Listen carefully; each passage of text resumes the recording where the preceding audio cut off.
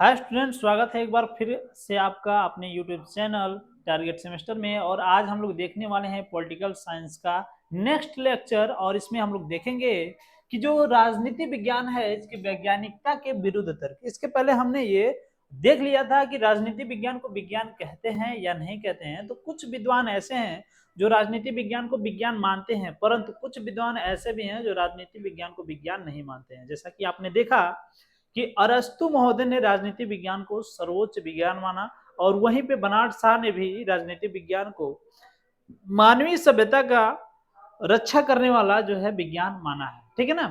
वो कहते हैं कि राजनीति विज्ञान न सिर्फ विज्ञान ही है, बल्कि एक ऐसा विज्ञान है जो मानवीय सभ्यता का क्या करता है, रक्षा करता है, उसका संरक्षक होता है। ठीक है।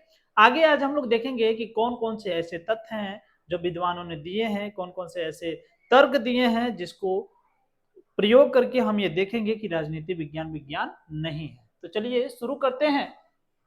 देखते हैं राजनीति विज्ञान की वैज्ञानिकता के विरुद्ध तर्क। ठीक है ना। राजनीति विज्ञान की वैज्ञानिकता के विरुद्ध तर्क। ठीक है। समझते हैं हम लोग क्या राजनीति विज्ञान को विज्ञान नहीं कहा जा सकता है। यस, देखेंगे हम लोग। सबसे पहले वैज्ञानिक तर्क देते हैं कि सर्वमान्य तथ्यों का अभाव, यानी कि जो सर्वमान्य तथ्य होते हैं, जो तथ्य होते हैं उनका अभाव होता है। क्यों होता है? जैसे इसको एक उदाहरण से हम लोग समझते हैं। देखिए, आपने सुना होगा गुरुत्वाकर्षण। गुरुत्वाकर्षण एक बल होता है जो पृथ्वी के अंदर होता है। पृथ्वी के अंदर ही नहीं बल्कि हर ऑब्जेक्ट में होता है। ठीक है। ये बल करता क्या है, ये फोर्स करता क्या है? ये फोर्स काम ये करता है कि किसी भी ऑब्जेक्ट को जो उसके इन्वायरमेंट में आ जाती है, उसके परिवेश में आ जाती है, उसको अपनी तरफ खींचने की कोशिश करता है। यही कारण है कि किसी भी ऑब्जेक्ट को हम लोग ऊपर फेंकते हैं तो वो तुरंत जो है नीचे आ जाता है एक टाइम के बाद। ठीक है ना। तो ये सर्वमान्य तथ्य है, और ये इतना सर्वमान्य है कि पूरे विश्व में आप कहीं चले जाएंगे तो गुरुत्वाकर्षण के बारे में जो भी अगर डेफिनेशन बताते हैं इसी को बताएंगे। परंतु अगर हम लोग राजनीति के समक्ष, जो राजनीति के सापेक्ष अगर बात करें, राजनीति के संदर्भ में अगर हम लोग बात करें, तो कोई भी एक ऐसा तथ्य नहीं है जिसको सब लोग मानते हो। जैसे इसके पहले ही हमने उदाहरण दिया था आपको कि राजनीति को शुरू शुरू में माना गया कि राजनीति राज्य का अध्ययन है, फिर माना गया नहीं राजनीति सरकार का अध्ययन है, फिर माना गया नहीं राजनीति सरकार और राज्य दोनों का अध्ययन है, फिर उसके बाद माना गया कि राजनीति राज्य और सरकार के साथ साथ मानव के विभिन्न पक्षों का अध्ययन है। ठीक है।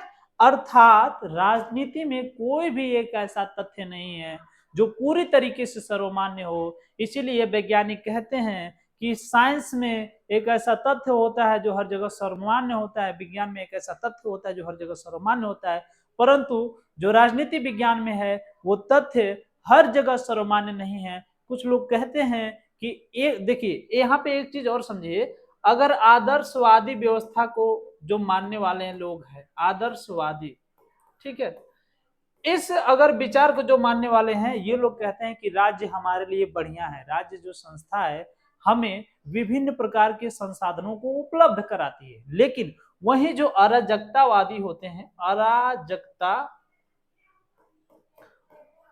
जो होते हैं, अराजकतावादी कहते हैं कि नहीं, राज्य हमारे लिए संस्था नहीं है बल्कि एक तरीके का श्राप है। ठीक है। तो यहाँ पे वही जो आदर्शवादी थे वो इस तथ्य को सकारते हैं, मतलब निगलेक्ट करते हैं, नहीं मानते हैं। वो कहते हैं राज्य हमारे लिए सही नहीं है, अराजकतावादी। और आदर्शवादी लोग कहते हैं कि नहीं, राज्य हमारे लिए बहुत बेहतरीन संस्था है, ये हमें विभिन्न प्रकार के संसाधनों को उपलब्ध कराती है। अराजकतावादी कहते हैं कि राज्य विभिन्न प्रकार के संसाधनों को उपलब्ध नहीं कराती है बल्कि हमसे छीन लेती है। ठीक है। इसीलिए ये राज्य को क्या मानते हैं, अभिशाप मानते हैं। चलिए आगे हम लोग समझते हैं दूसरे तर्क को कि क्या उसके अकॉर्डिंग, उसके अनुसार कहा जा सकता है कि राजनीति विज्ञान है, नहीं। ये इसके विरुद्ध तर्क है। ठीक है। कार्य और कारण में निश्चित संबंध का अभाव। आप लोग देख सकते हैं कि जो राज्य में किसी भी प्रकार का कार्य किया जाता है, किसी एक कार्य का कई परिणाम हो सकता है, या फिर किसी एक परिणाम के कई कार्य होते हैं। ठीक है, बात समझिए कि मान के चलिए राजनीति में किसी भी प्रकार का कोई कार्य किया जा रहा है, मान के चलिए सरकार कोई एक योजना लाती है, ठीक है, तो क्या गारंटी है कि इस योजना का लाभ किसी भी राज्य में हर एक व्यक्ति को मिले जो उस योजना के योग्य हो? यह 100% गारंटी नहीं दिया जा सकता है कि उस कार्य का, उस योजना का लाभ हर उस व्यक्ति को मिलेगा जो उस व्यक्ति का लाभ प्राप्त करने के लायक हो। ठीक है, लेकिन अगर हम लोग बात करते हैं विज्ञान में, तो विज्ञान का जो कार्य होता है, कोई भी एक ऐसा विज्ञान से संबंधित कार्य किया जाएगा तो लगभग हर व्यक्ति के लिए बराबर ही होगा। विज्ञान से रिलेटेड किसी भी प्रकार का काम किसी एक देश में होता है तो किसी एक पर्सन के लिए नहीं, किसी एक व्यक्ति के लिए नहीं, बल्कि पूरे देश में जितने भी नागरिक होते हैं उन सभी के लिए होता है। ठीक है ना।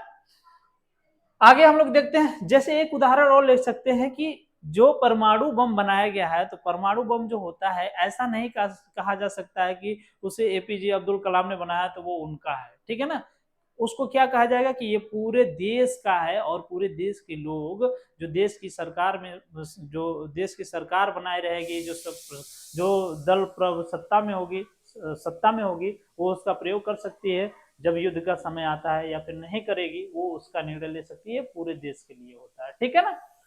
आगे हम लोग देखते हैं कार्य और कारण में निश्चित संबंध का अभाव होना। ठीक है ना, इसी को हम लोगों ने अभी समझा कि जो कार्य होता है उसके जो कारण होते हैं उसके संबंध कौन कौन से होते हैं, इसका जो है अभाव होता है, निश्चित संबंध नहीं होते हैं। ठीक है, अगला जो हमारा पॉइंट है पर्यवेक्षण एवं परीक्षण का अभाव। पर्यवेक्षण एवं परीक्षण का अभाव से मतलब क्या है, किसी भी ये जो प्रयोगशाला होता है, जो लेबोरेटरी होती है, उसमें हम किसी भी प्रकार की एक्टिविटी अगर करते हैं, अगर साइंस के अकॉर्डिंग कोई भी साइंस के प्रयोगशाला में जाते हैं एक्टिविटी करते हैं, तो उसमें एक निश्चित यंत्र रखा होता है, एक निश्चित यंत्र का एक निश्चित किसी भी प्रयोगशाला में उसके कार्य के लिए हम लोग प्रयोग करते हैं। लेकिन अगर हम लोग बात करते हैं राजनीति के संदर्भ में, तो राजनीति के संदर्भ में ऐसा नहीं हो सकता है कि एक कोई व्यक्ति है और इस व्यक्ति को यंत्र की तरह प्रयोग किया जाए, क्योंकि इसके अंदर क्या होता है, भावना होती है, चेतना होती है, अपना खुद का समझ होता है, बुद्धिमत्ता होती है।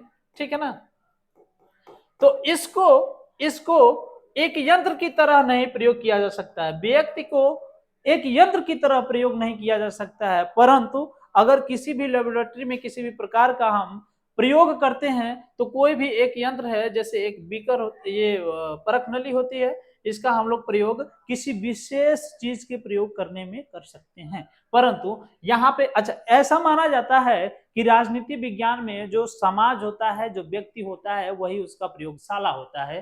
तो ठीक उसी प्रकार ये जो बीकर्स होते हैं ये प्रयोगशाला का एक यंत्र है।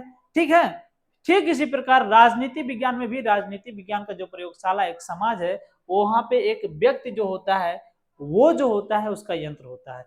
इसको हम अपने मनचाहे तरीके से प्रयोग कर सकते हैं, परंतु व्यक्ति को अपने मनचाहे तरीके से प्रयोग नहीं कर सकते हैं। यही कारण है कि राजनीति विज्ञान को विज्ञान नहीं माना जाता है और कहा जाता है पर्यवेक्षण या परीक्षण का अभाव, अर्थात इससे जो परीक्षण हम करके एक निश्चित तर्क पर या फिर निश्चित उद्देश्य पर पहुंच सकते हैं, इस पे प्रयोग करके हम निश्चित उद्देश्य पर नहीं पहुंच सकते हैं, व्यक्ति पर प्रयोग करके निश्चित उद्देश्य पर नहीं पहुंच सकते हैं। यहाँ पे अलग अलग व्यक्तियों पर अलग अलग तर्क करने पर या फिर अलग अलग प्रयोग अलग अलग व्यक्ति का करने पर अलग अलग परिणाम आ सकते हैं। ठीक है, तो ये एक कारण है जो ये बताता है कि राजनीति विज्ञान विज्ञान नहीं है। ठीक है ना। अब हम लोग देखेंगे मानव स्वभाव की परिवर्तनशीलता। हम लोग जानते हैं कि मानव जो होता है इसका विभिन्न प्रकार का स्वभाव होता है, यानी कि एक ही गांव में अगर हम लोग जाके देखते हैं तो गांव के विभिन्न विभिन्न व्यक्तियों को देखें तो उन विभिन्न व्यक्तियों का जो स्वभाव अलग अलग होता है। ठीक है, लेकिन अगर हम प्रयोगशाला में जाकर के दो बीकर को उठा करके देखते हैं, या फिर हम लोग किसी परखनली को उठा करके देखते हैं, तो देखते हैं कि उनका जो कार्य होगा दोनों का कार्य एक ही होगा। लेकिन मानव स्वभाव की यदि बात करें, एक मानव ए है और एक मानव बी है, तो इन दोनों का कार्य और स्वभाव अपना अपना अलग अलग होगा, क्योंकि मनुष्य के अंदर होती है चेतना, भावना और अपनी खुद की समझ और बुद्धिमत्ता। ठीक है, तो इसीलिए मानव स्वभाव परिवर्तनशीलता होता, मानव स्वभाव की परिवर्तनशीलता होती है। मानव का विभिन्न परिस्थितियों में विभिन्न विभिन्न प्रकार का स्वभाव होता है। हो सकता है कि राजनीतिक जो उसकी समझ होती है वो किसी एक व्यक्ति की बहुत बढ़िया होती है, ए ग्रेड की होती है, बहुत बढ़िया लेवल की होती है। किसी व्यक्ति को राजनीति का ए भी नहीं मालूम है, किसी व्यक्ति को राजनीति विज्ञान में ए ग्रेड में है और किसी व्यक्ति को राजनीति विज्ञान का ए भी नहीं मालूम है। तो इन दोनों के स्वभाव में बहुत अंतर हो जाएगा। ये राजनीति को किसी और तरीके से देखेगा, दूसरा राजनीति को किसी और तरीके से देखेगा। ठीक है, तो ये भी एक तर्क दिया गया कि मानव का जो स्वभाव होता है वो परिवर्तनशील होता है, वो परिस्थिति के ऊपर निर्भर करता है। इसीलिए हम ये कह सकते हैं कि राजनीति विज्ञान को विज्ञान नहीं कहा जा सकता है। ठीक है, चलें अगला जो तर्क है उसे हम लोग देखते हैं, अचूक माप की कमी। ठीक है ना, अचूक माप की कमी से क्या तात्पर्य है? अचूक माप की कमी से तात्पर्य है कि किसी भी राजनीति में अगर हम लोग किसी भी साइंस में, विज्ञान में हम लोग देखते हैं तो एक स्केल होता है और लंबाई में स्केल जो होता है, कहीं भी अगर हम मापते हैं तो जो 1 मीटर होता है वो हमेशा एक ही मीटर होगा, वो 1 मीटर से अलग नहीं होगा। चाहे उसको पृथ्वी के किसी भी कोने पर जाकर के हम लोग उसको मापे तो 1 मीटर जो होगा वो हमेशा एक ही मीटर होगा। ये साइंस में फिक्स है। ठीक है, लेकिन राजनीति में ये फिक्स नहीं है कि किसी एक बिंदु पर, जैसे मान के चलते हैं हम लोग कि कोई कहता है कि हमारे यहाँ संसदात्मक व्यवस्था सही है, संसदात्मक व्यवस्था सही है, दूसरा कहता है हमारे यहाँ संसदात्मक व्यवस्था नहीं है, हमारे यहाँ राजतंत्रात्मक सही है, राजतंत्रात्मक सही है। ठीक है ना, कोई कहेगा नहीं राजतंत्रात्मक नहीं सही है, हमारे यहाँ लोकतंत्रात्मक सही है, लोकतंत्रात्मक सही है। ठीक है, तो ये जो है मानव के ये जो अचूक माप की कमी है, ठीक है ना, इसमें किसी भी प्रकार का फिक्स माप नहीं होता है और विभिन्न प्रकार के व्यक्तियों का इस पे अलग अलग बिंदु पे अलग अलग विचार होते हैं। ठीक है, तो यहाँ पे अचूक माप की जो कमी होती है, इसीलिए इसे ये जो साइंस, ये जो राजनीति विज्ञान है उसको हम विज्ञान नहीं मानते हैं। भविष्यवाणी की क्षमता का अभाव। आपने देखा होगा कि जब हम विज्ञान पढ़ते हैं तो विज्ञान में हम लोग देखते हैं दो फिनोमिना को हम लोग देखते हैं, एक होता है सूर्य ग्रहण और दूसरा होता है चंद्र ग्रहण। जो ये सूर्य ग्रहण है और जो ये चंद्र ग्रहण है, साइंस के द्वारा इसका जो टाइम पीरियड है उसको फिक्स कर दिया गया है। अर्थात अगर साइंस बता देता है कि इसी टाइम पे सूर्य ग्रहण होना है तो 100% उम्मीद होती है कि सूर्य ग्रहण होना अनिवार्य है। अगर बता देता है चंद्र ग्रहण भी उसी टाइम पे होगा तो 100% होना अनिवार्य है। परंतु अगर हम लोग राजनीति में बात करें तो राजनीति में कोई ऐसा नहीं कर सकता कि अब की बार इसी दल का जो राज्य में सरकार बनेगा या फिर किसी अदर दल का राज्य में सरकार बनेगा, या फिर कोई ये नहीं कह सकता कि अब की बार यही प्रत्याशी जीतेगा या फिर ये अब की बार ये प्रत्याशी जीतेगा। ऐसा कुछ नहीं कहा जा सकता है, अर्थात इसमें भविष्यवाणी नहीं की जा सकती है। परंतु साइंस में भविष्यवाणी की जा सकती है। तो ये भी एक ऐसा बिंदु है जो ये बताता है कि राजनीति विज्ञान विज्ञान नहीं है। आगे हम लोग बात करते हैं परिभाषा, शब्दावली तथा अध्ययन की पद्धतियों के संबंध में मत की भिन्नता। ठीक है ना, जैसा कि आप लोगों ने देखा कि अगर हम अरस्तु की परिभाषा को उठा करके देखें तो अरस्तु ने कहा कि राजनीति विज्ञान सर्वोच्च विज्ञान है। वहीं बर्नार्ड शॉ कहते हैं कि राजनीति विज्ञान सर्वोच्च विज्ञान ही नहीं है बल्कि मानवीय सभ्यता का रक्षा करने वाला विज्ञान है। तो यहाँ भी विज्ञान की जो परिभाषा है उसके दो बिंदु हो गए। ठीक है ना, किसी ने कहा कि राजनीति विज्ञान सर्वोच्च विज्ञान अर्थात सबसे बड़ा विज्ञान है और दूसरा ने कहा कि राजनीति विज्ञान मानवीय सभ्यता का रक्षा करने वाला है। ठीक उसी प्रकार इसकी परिभाषा में अंतर आ जाती है, लेकिन राजनीति विज्ञान में जो वो विज्ञान होता है, विज्ञान में जब हम लोग जाते हैं तो वहां पे हम ये नहीं कर सकते कि गति की परिभाषा अगर दूसरे विद्वान से पूछा जाए तो अलग होगी और दूसरे विद्वान से पूछा जाए तो अलग होगी। राजनीति की परिभाषा सब लोग यही बताते हैं कि राजनीति की विज्ञान जो गति का परिभाषा है, गति से यही तात्पर्य है कि समय के अनुसार वस्तु की स्थिति में परिवर्तन होता है। ठीक है, तो ये कोई भी विद्वान बताएगा, कोई भी वैज्ञानिक बताएगा, यही बताएगा कि किसी भी वस्तु के यदि समय के साथ उसकी अवस्था में परिवर्तन हो रही है तो वही गति कहलाएगी। अदरवाइज अगर हम दूसरे विद्वानों से पूछे तो परिभाषा राजनीति विज्ञान के संदर्भ में अलग अलग आती है। वहीं शब्दावली की बात करें तो शब्दावली विज्ञान में फिक्स होती है, इसमें किसी भी प्रकार का परिवर्तन नहीं किया जा सकता। जैसे यहाँ पे हम लोग मान के चलें कि द्रव्यमान है, ये शब्दावली विज्ञान की है, ये लगभग हर जगह फिक्स है। जो मास है, ठीक है ना, ये हर जगह फिक्स है। बात करते हैं हम विज्ञान में थोड़ा सा मात्रकों की यूनिट की, तो एसआई यूनिट जो है पूरे वर्ल्ड लेवल पर फेमस है और पूरे वर्ल्ड में, पूरे विश्व में एसआई यूनिट को ही मान्यता प्राप्त है, चाहे आप यहाँ रहें चाहे विश्व के किसी भी कोने में रहें। लेकिन ये यहाँ की जो राजनीति की जो शब्दावली है, हो सकता है यहाँ लोकतंत्र बोला जा रहा हो, कहीं पे कुछ और बोला जा रहा है। ठीक है, आगे हम लोग देखेंगे अध्ययन की पद्धति में, तो यह भी है अध्ययन की पद्धति के संबंध में जो मत की भिन्नता होती, अर्थात कोई कहता है, अभी इसके पहले ही हम लोग शुरू से पढ़ते चले आ रहे हैं कि राजनीति विज्ञान किसे कहा जा रहा है, तो उसमें भी कई पद्धतियां आ गई हैं। जैसे व्यवहारवादी, जो आधुनिक दृष्टिकोण आया जिसे हम लोग व्यवहारवादी दृष्टिकोण कहते हैं, और इसके पहले भी हमने देखा था जो परंपरागत दृष्टिकोण था, उसमें किसी ने कहा कि राज्य का अध्ययन करना है और किसी ने कहा सरकार का अध्ययन करना है। और जब आधुनिक दृष्टिकोण में आते तो हमने देखा कि लगभग व्यक्ति के हर पक्ष का अध्ययन करना है, संस्था का भी अध्ययन करना और विभिन्न प्रकार के बिंदुओं का अध्ययन करना राजनीति है। तो यहाँ पे हम लोग बात करते हैं अध्ययन की जब पद्धति आती है तो कोई लोग कहते हैं राज्य का अध्ययन कर लें, यही राजनीति कहलाएगी। ठीक है, तो ये विभिन्नता बनी रहती है और यही कारण है कि राजनीति को हम लोग विज्ञान नहीं मानते हैं। ये विभिन्न प्रकार के विद्वान जो होते हैं अपने अपने तर्क दे करके बताते हैं। अध्ययन की विषय आत्मपरक है, वस्तु परक नहीं है। अर्थात अगर हम राजनीति की बात करते हैं तो उसमें जिसपे हमें अध्ययन करना है वो आत्मपरक है। राजनीति में किसका अध्ययन किया जाएगा? जो आधुनिक दृष्टिकोण है उसमें बताया गया है कि मानव के विभिन्न पक्ष जो होते हैं उनका अध्ययन करना है।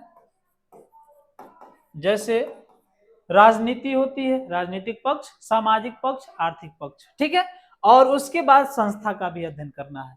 तो ठीक है, जो मानव होता है इसका राजनीतिक पक्ष जब करेंगे तो ये चूंकि मानव कोई ऑब्जेक्ट तो है नहीं, किसी ऑब्जेक्ट के बारे में अध्ययन तो हमें करना नहीं है। हमें क्या अध्ययन करना है? मानव के स्वभाव का अध्ययन करना है। तो क्या है मानव का स्वभाव, यानी मानव और मानव इन दोनों व्यक्ति का स्वभाव एक ही हो, ये 100% श्योर नहीं हो सकते हैं। इसीलिए कहा गया कि अध्ययन का विषय आत्मपरक है, अर्थात मानव पर निर्भर करता है, न कि किसी वस्तु पर निर्भर करता है। जैसे हम साइंस का अगर एक्सपेरिमेंट करना चाहते हैं, गुरुत्वाकर्षण बल को जानना चाहते हैं, तो किसी ऑब्जेक्ट को हम ऊपर फेंकेंगे, ऊपर फेंकने के बाद वो क्या हो जाएगी? फिर नीचे आ जाएगी। ठीक है ना, तो जब उसको ऊपर फेंके और फिर नीचे आ गई तो ये क्या है भाई? ये 100% हर जगह होना ही होना है। तो ये वस्तु परक है कि हम एक्सपेरिमेंट किस पे कर रहे हैं? वस्तु पे कर रहे हैं। वस्तु को फेंका, वस्तु नीचे आ गई। ठीक है ना, और यहाँ पे हम लोग देखेंगे कि जब राजनीति की बात करते हैं तो आत्मपरक है, अर्थात जो मानव है और मानव जो दूसरा मानव है, इन दोनों के बीच में हो सकता है इनका स्वभाव अलग अलग हो। उम्मीद करता हूं कि आपको ये लेक्चर पसंद आया होगा। यदि पसंद आया तो लेक्चर को लाइक करें, सब्सक्राइब करें, शेयर करें, और अगर अभी तक आपने टारगेट गुरुकुल ऐप को नहीं डाउनलोड किया तो जल्दी से डाउनलोड करें और एग्जाम में टॉप करने की तैयारी करें। Thank you.